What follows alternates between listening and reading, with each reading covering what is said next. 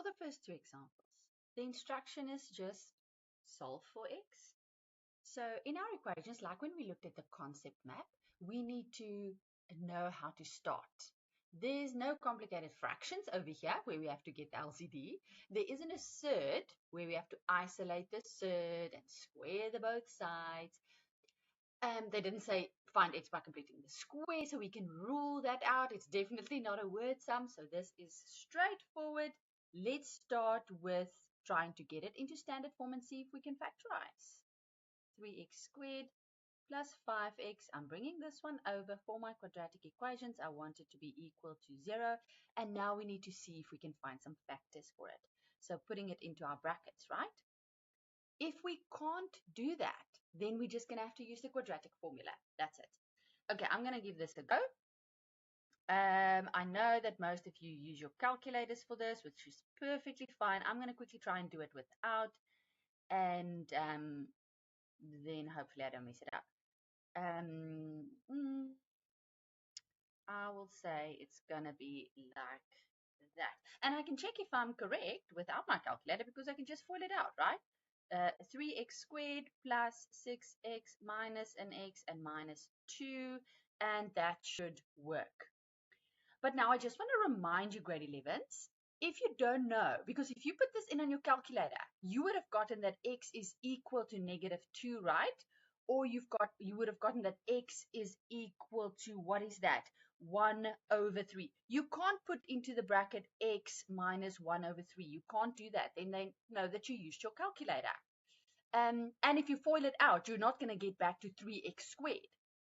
So do make sure, I will put a link in the description of how you, when you get a fraction as an answer, how to put it back into the brackets that you would have hopefully learned in grade 10. So I'll just put that link in the description for you if you just quickly want to refresh your memory on that, because you can't afford to lose a mark for that because those marks add up. Okay, so now we've got that either 3x minus 1 is equal to 0 or x plus 2 is equal to 0. And that is how we get that our x is equal to 1/3 or our x is equal to -2. That's it. Because remember, that's what your calculator gave you. What your calculator does is it goes straight to solving for x, but we are showing these steps of where we are factorizing it. And there we solved for x for the first one. Let's look at the next one. I find that students often do interesting things with this.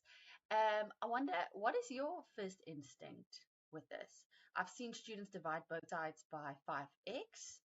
Not a great idea. We're throwing away one of our solutions there. There's no fractions, there's no completing the square, there's no surd, there's none of those things. We are just going to try and factorize. And if we can't, we're going to use the quadratic formula. So I'm putting this in its standard form. It's just where my constant is just my C value over there is just a 0, right? And then I'm just going to factorize. In this case, I'm just going to take out a common factor of 5x. What is left in the first term? X. What is left in the second term is 2. Did I do that correctly? Yes, I did. And then we've got those two. So I'm just, if it helps you, we can also just put that. So it's that one times that one. So it's either that my 5x is equal to 0 or my x minus 2 is equal to 0. So either x is equal to 2 or x is equal to 0. Both of those solutions will satisfy the equation. If you put this into your calculator, that would just be your a value, your b value, and your c value would obviously be 0.